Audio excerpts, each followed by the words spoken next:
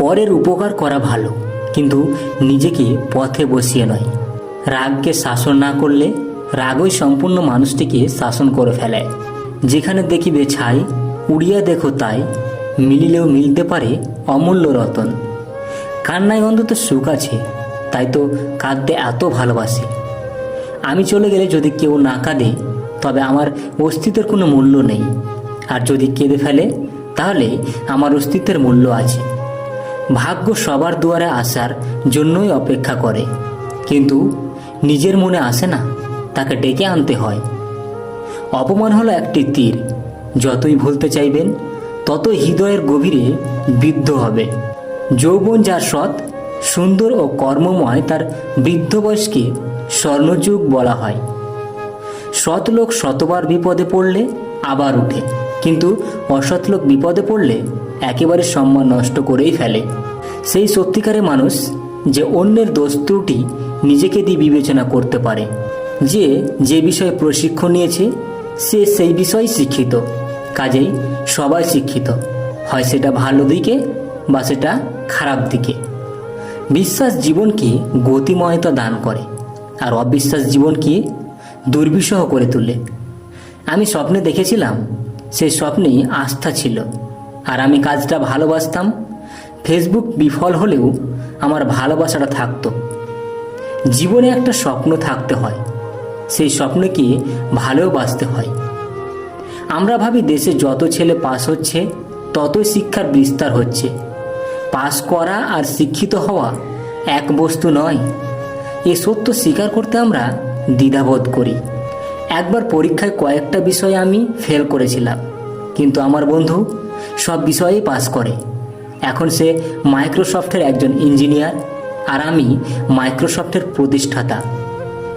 তিনিই প্রকৃত সুখী, যিনি প্রয়োজনের তুলনায় বেশি আশা করে না, যেটুকু আছে তাতেই সন্তুষ্ট। মন অনেক কিছুই চাইবে, কিন্তু তা বিবেক দিয়ে বিচার করবে।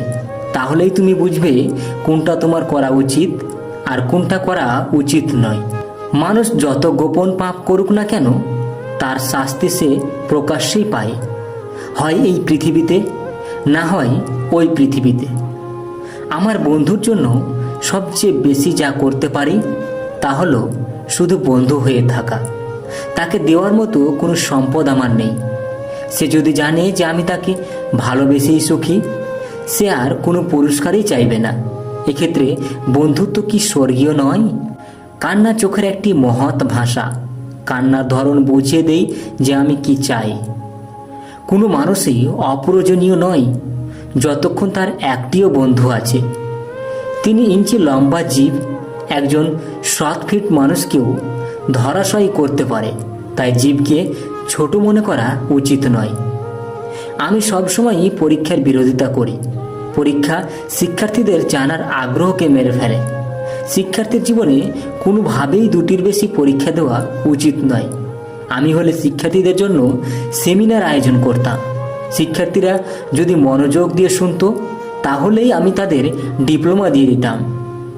নিজেকে নিয়ন্ত্রণ করো, তারপর অন্যকে অনুশাসন করো। নিজে নিয়ন্ত্রিত হলে অন্যকে নিয়ন্ত্রণ করতে পারবে, কিন্তু নিজেকে নিয়ন্ত্রণ করাই কঠিন। বিয়ে করার অর্থই হচ্ছে নিজের অধিকারকে অর্ধেক করে নেওয়া এবং কর্তব্যকে দ্বিগুণ করে নেওয়া। প্রেমের আনন্দ থাকে স্বল্পক্ষণ, কিন্তু বেদনা থাকে সারাটি জীবন। বাবা হলেন একটি বাড়ির ছাদ, যে নিজে পুড়ে সন্তানদের ছায়া দেয়, কিন্তু মুখ ফুটে কিছু বলে না। চিন্তা করো বেশি, বলো কম, লেখো তার চেয়েও কম।